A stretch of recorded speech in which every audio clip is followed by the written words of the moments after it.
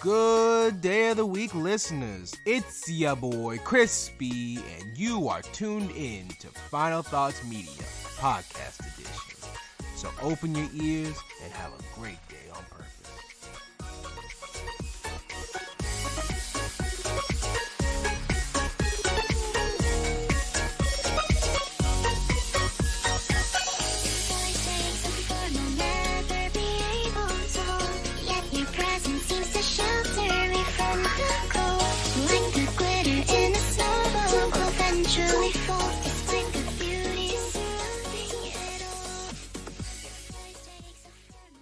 Alright, so welcome back to a long-awaited review. Is it actually a weighted review for the specific movie? No, but I haven't done a movie in a long time, so this is a long-awaited review for a movie. And so this week we are doing Wish Dragon. But before we get into that, I want to give y'all kind of an update on this week. It didn't go exactly as I had planned, and so I came onto the computer and I talked through it, and I listened back over it, and I really did think I was going to delete it, but I think I'm going to let you guys hear what I had to say at the time. Again, I'm no longer in that mind state. I'm a lot happier. A lot of things have changed, surprisingly, within just a couple of days, but I want you guys to go ahead and know that this, just know how I was feeling and what I had to say. All right, so here it goes. All right, y'all. So something happened to me this week, and, I just wanted to get it out. Honestly, I do use this podcast as a way of getting all of my emotions out and everything. And, I still got to be really tamed with what I say, because some things can be misconstrued as rude or something like that, or somebody could find this and use it against me. But this is one of my ways of showing how I feel and getting some things out and using my creativity and the things that I don't get to use often. So something that happened to me at work was, it's actually a long story. It's a longer story than I thought it was. This happened a long time ago. Well, not really that long ago, but it seems like a long time ago. In the same breath, it doesn't seem that long ago. And I'm being very vague because I can't exactly say what it is. But something happened to me, and it really hit me deep. And with hitting me this deep, I didn't really know how to process it. So I internalized it. And, sometimes it comes up in little spurts, and, I still have to tamp that thing back down. And with doing that, I have created something inside myself that is festering and has become a problem. So even though, personally I feel like I'm justified, I guess it doesn't justify me the way that I've been acting. And that's pretty sad because, there's a lot of things that have been happening. And I talk to my friends about it, and they understand it. And even they're like, I have to calm down. Either way, so, I actually have to really look into myself and figure out what the problem is, because I was called poisonous this week. And I don't know if any of you guys have ever been called that, and, it makes me look at it like, hey, this person's toxic, this person's poisonous, this person's, just messing up my energy. And I really, have to look at it and be like, why is this person the way that they are?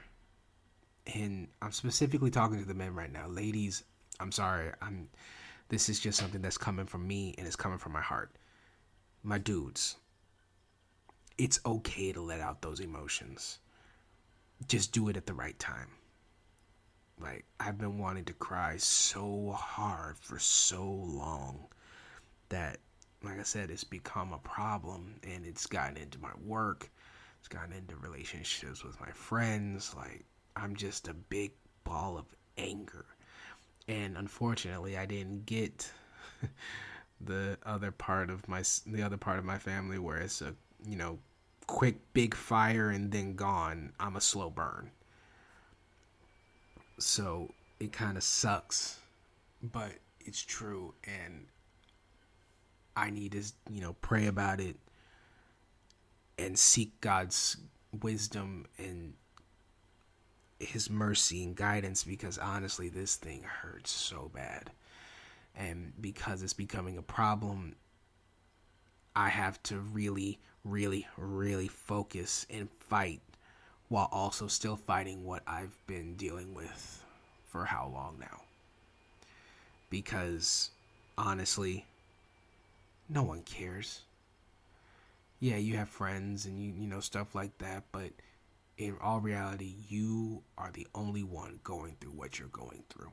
Even if someone else is dealing with something similar or is attached to it in some way, theirs is different too. You are the only one dealing with the stuff that is going on in your life. And truly, no one else cares. So you have to care about you. And if that requires you getting some help, then that's what it is. You got to get some help, man. Like, go out here and find something. Find a specialist. Find medication. Not drugs. I'm not saying drugs because I'm not condoning that. I'm condoning the fact of finding somebody who will actually help you with your anxiety, your depression, your mood swings, your this, that, and the other. Everything that can be dealt with. Get it dealt with. Talk it out. Cry it out. Punch it out. With a punching bag or something of that nature. Go work it out, because that's what us men do. We get up and we get knocked down because we're protecting the things that we want to protect. We're protecting the things that are precious to us.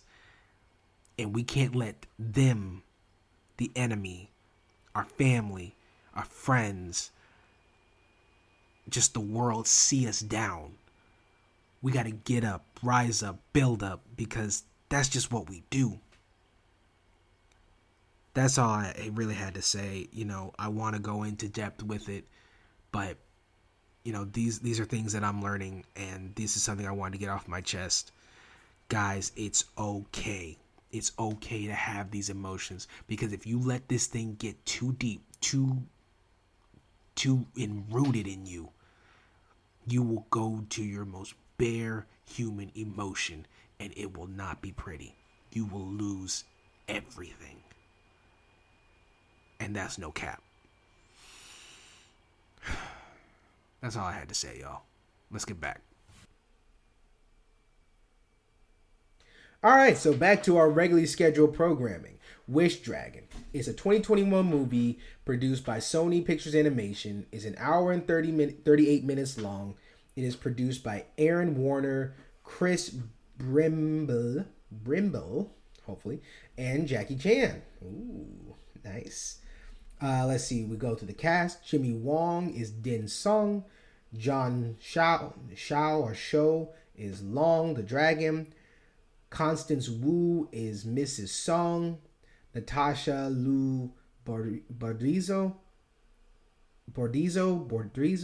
is Li Na Wang.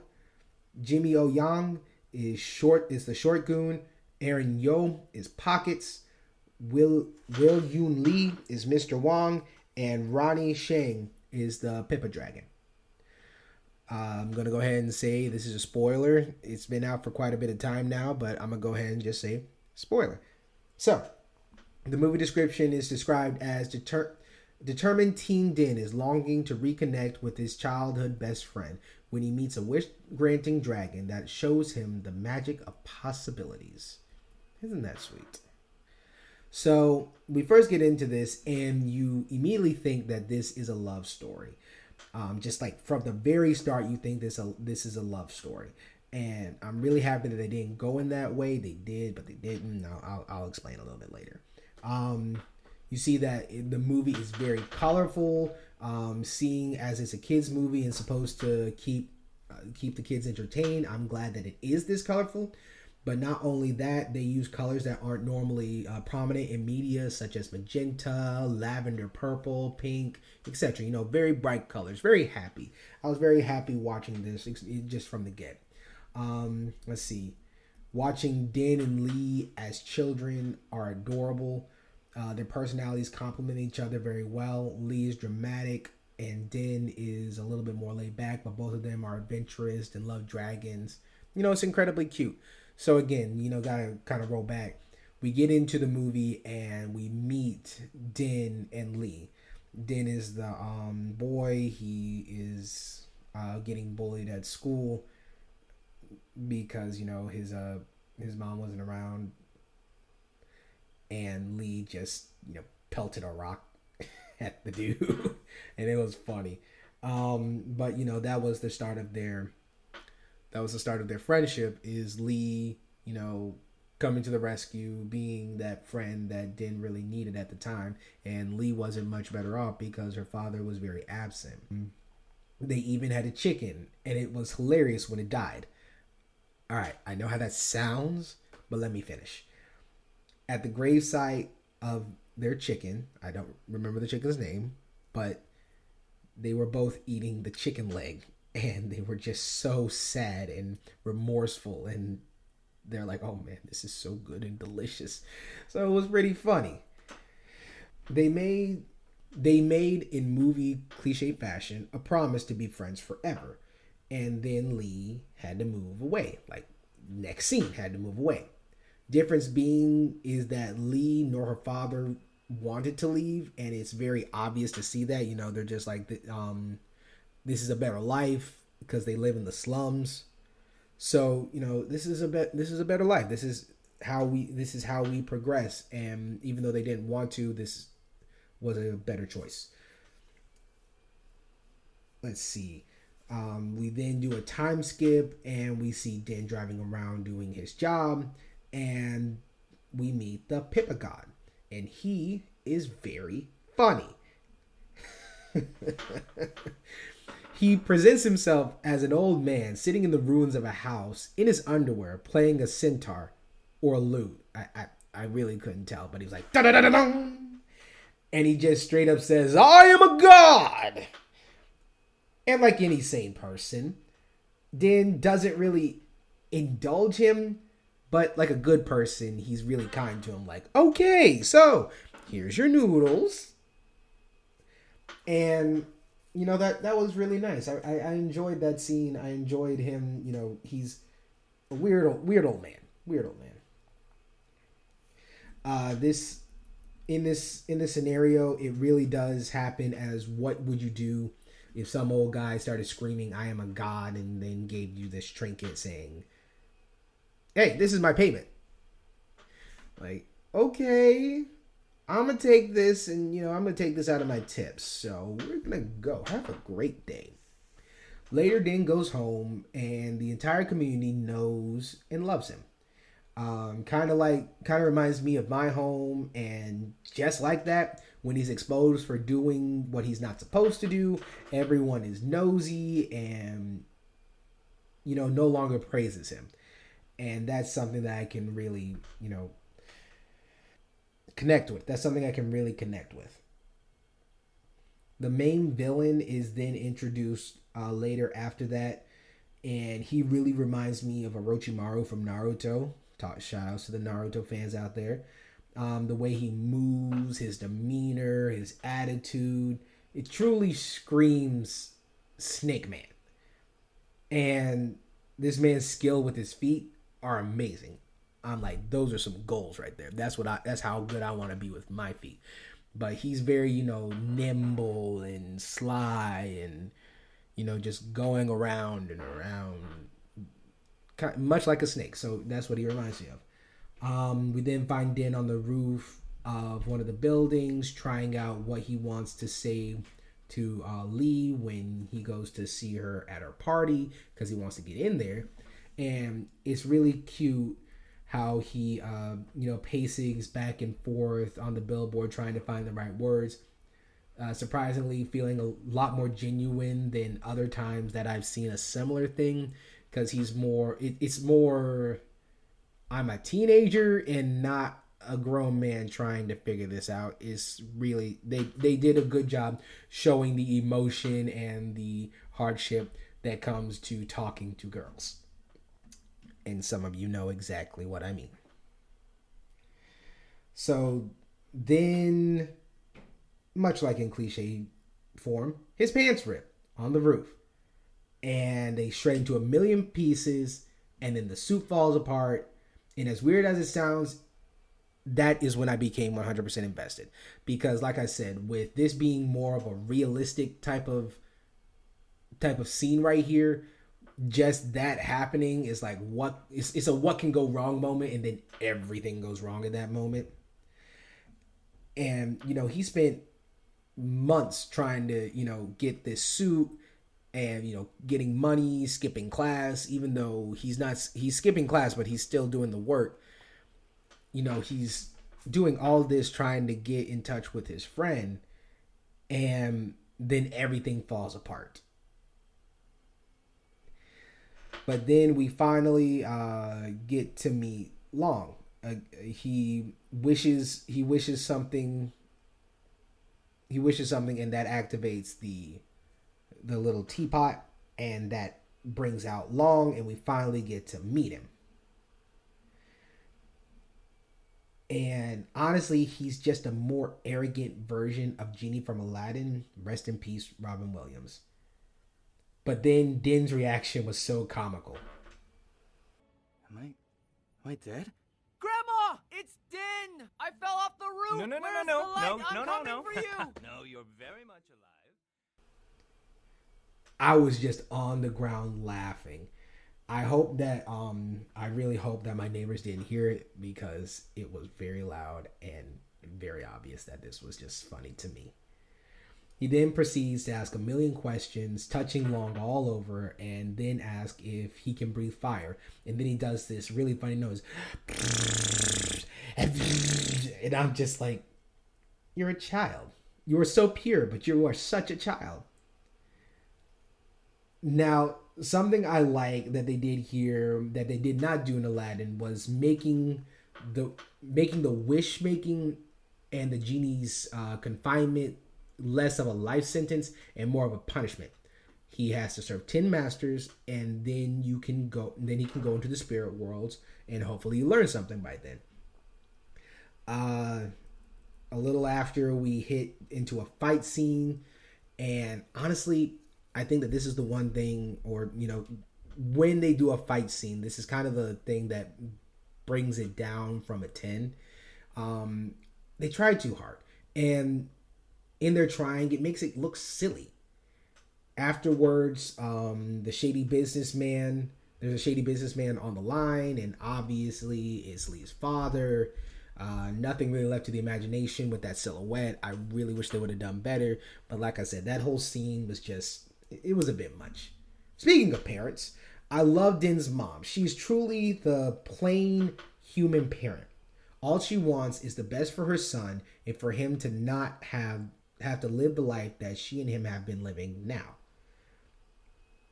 That's something that you don't get in a lot of movies. They're all all so powerful, and or the king or something else, where they have all the power but they're stopped by judicial system.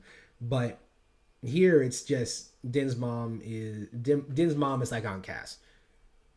Hey, I want you to be better than what you are now and what we are now. So I want you to work hard for it. I also like how they introduce a little bit more culture in this, with the turning of the Manki Neko. This artifact is known to bring people into one's establishment. So when he turned it around, it was his way of saying he didn't want anyone to come into the house. And I actually had to look that up, and it was it was interesting. A little inconsistent when it came to how long had been stuck in the teapot. This was after the fight scene and everything else, and now they're about to explore the city a little bit, and he has is this the Qing dynasty, which was approximately 400 years ago, unless I misheard and he said the Qing dynasty, which is still about 2,000 years ago, which makes his original and future statement of being stuck in the teapot for 1,000 years kind of null and void. But it makes up for it with Long getting annoyed with traffic. Look, Din, you're gonna have to use your. You're gonna have to use. You're gonna have to. You're gonna have to use a. Use a wish! You son of a cabbage farmer! There is no place to go! Blow your trumpet all you want. It won't make any difference at all. You know, Long, we'll get there eventually, even if it takes all day. All day? One guy in the traffic jam legit deployed his airbag to use it as a pillow. I don't know who does that, but this movie is just full of immature comedy. And it's not fart jokes, just real life made into a comedy. And that's really beautiful about this. This is what really made me like this story. Again, it's the realism. It's a little wacky, but it's mostly real. Din is so pure. Long says when he makes his first wish, you want to waste your wish on a friend. And his response is how the world should be responding to, everything. We have all these marvels and we choose to use it to destroy, kill, and deceive. When we could choose to spend it on making family and friends happy. That wasn't his statement, that was mine. But again, it's true. And so, he makes his wish and he's able to enter the party. And nothing goes as planned. Just in true life fashion there. We see Long get drunk and being turned into a human disguised as a dragon.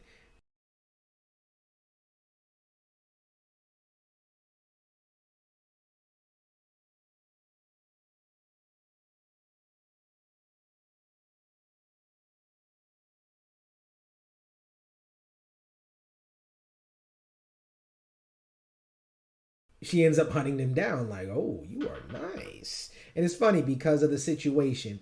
And also, at this point, halfway through the movie, I can't really be certain if this is actually made for kids. Because there's a lot of things in here that are, adult situations. And it's adult situations, but just made wacky. And so it's funny to me. But, I think that they did a great job with that in, hey, this is for kids, but, adults can enjoy it without having to hear a fart joke every 5 seconds. In the next scene, the trap symbolism is really blatant. Lena says, I see my whole world laid out before me. I'm trying to make everyone proud, but no matter how hard I try, I feel like something is missing. And honestly, yeah, you feel that. You really do feel that. Because everyone has had that at some point. Something else that this movie did correctly that I liked was that even through all the mini adventures and seeing Long slowly learn his lesson, he's supposed to. He's still arrogant and still the person that he's always been, showing that change doesn't happen instantaneously. It happens over time, and bad habits really do die hard, especially in the restaurant cringe scene, where he's literally like telling Din to do the worst possible things to a girl, and I'm just like, oh my. Really nice to have someone who listened to me. Now completely ignore her, and she's yours. Huh? Nice to talk to you because We're you're close, so Din. different. Final step. Tell her how many palaces you own. Let me stop. Wait, Lena. I don't understand. I worked on all 17 of my wives. It was very cringeworthy. I also like that even after all this, we get to the point where it's supposed to be the real big climax where Lena finds out that Din is not the person that he says that he is. And even after all the lying, she doesn't really get mad at Din. Like, she's surprised, and then, it was more of a yes, he was stupid, and what young man isn't? But rather than, berating him, she understood, soaked it in, and then begins to reconnect with her friend. And that's honestly, that's a big change from a lot of these movies where it's like, that big climax is where the person would run away and then cause a whole bunch of more controversy that then has to be solved at the end of the movie. This one didn't have that, and I'm really happy. It's just a breath of fresh air. And then going back to family, so they explore the old neighborhood and they find his house. And when you bring a girl home, everyone in your family will immediately try to feed them and then embarrass you in front of them. They have this family reunion type scene where they're playing games, making food. There's a whole lot of laughter, and it's just a good old time. We then see Long on the outside really staring, really starting to understand what is important in life, because obviously it's really kind of beaten into you at this point, family and friends. And then they had to turn this into a Nicholas Sparks movie. Honestly, this is the part where I was like, man, I really wish they hadn't done it. It was the one thing that made this story completely unique. But again, they're kids, they have hormones, whatever. But still, it's just something like, they're friends. Let them just be friends. And I'm glad that they kind of revamped it at the end. But, the fact that they had it in there, I'm just like, why? Why did you have to have it in there? I'm also glad of how they had some realism in it, and she had to let Den down easy. Well, really let him down. They're from two different worlds, and that's realism. It's not the Capulet and Montague. Man, I really need to learn my references. I gotta learn my references. It's not that. It's just that, again, she lives a lavish life. Her world she's not a lavish person. She's not high maintenance. However, all of the things that she's supposed to do requires her to live in a life that he can't follow her in. At least not right now. So she has to let him down. And then the mom comes in with the facts. Things are simpler as children, but when you grow up, you have to be realistic. So don't hurry and grow up, because life sucks sometimes.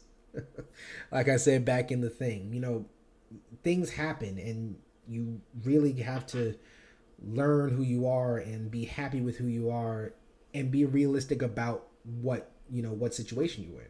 And then we get another message of the story.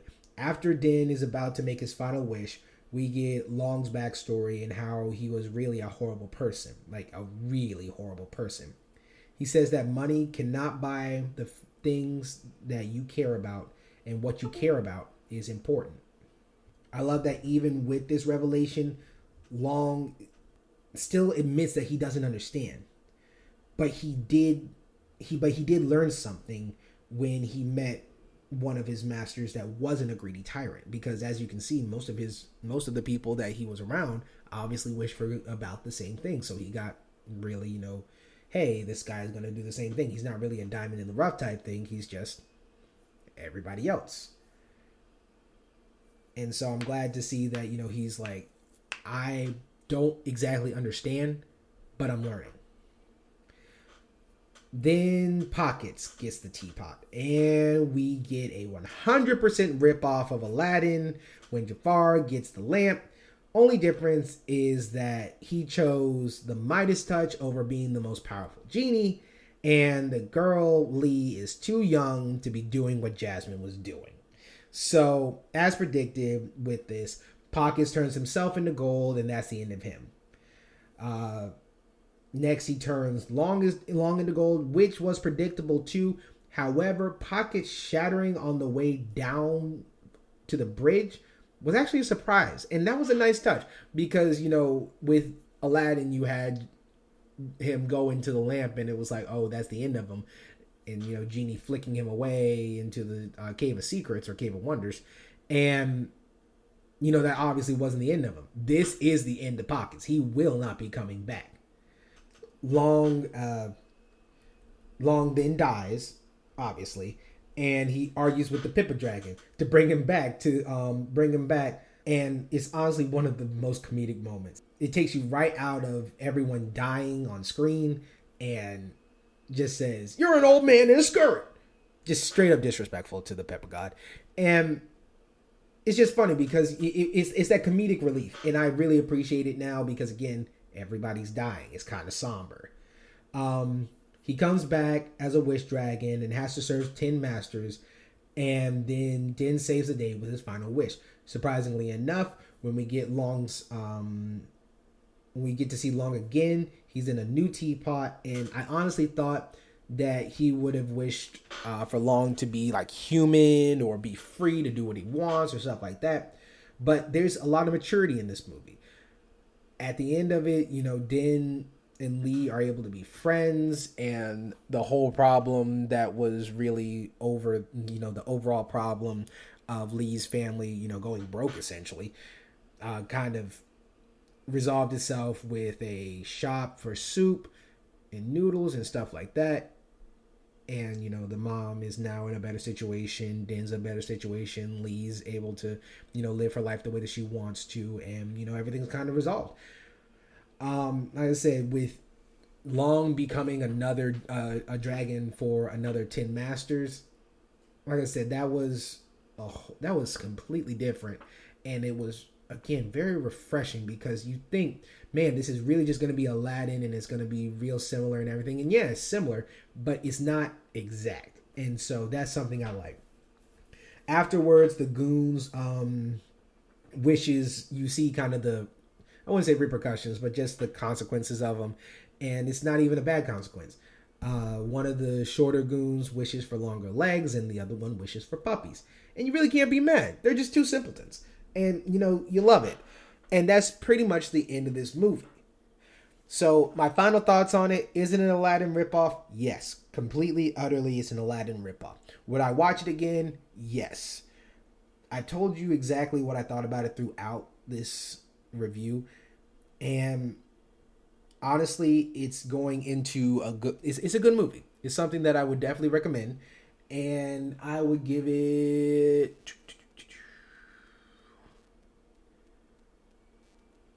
I would give it an 8.5. I would give it an 8.5. The reason I'm not giving it a higher score, because this could have honestly been a 9.5, honestly. But again, they did the Nicholas Sparks thing, and I didn't like that. And then some things, they obviously just straight up ripped from Aladdin, and I didn't like it. But everything else about it made it so that way I could almost hit it with a 9. But like I said, those two things really did hit it hard, and that's what knocked it down a couple pegs. So, would I recommend watching it? Obviously, I just said that. So, that's all I got to say about this. I'll see you guys on the next video. Subscribe, comment, tell me what you think. Oh, and before you go, I do not own any of those clips. All rights are reserved to the writers, producers, and owners of this movie. Have a nice one.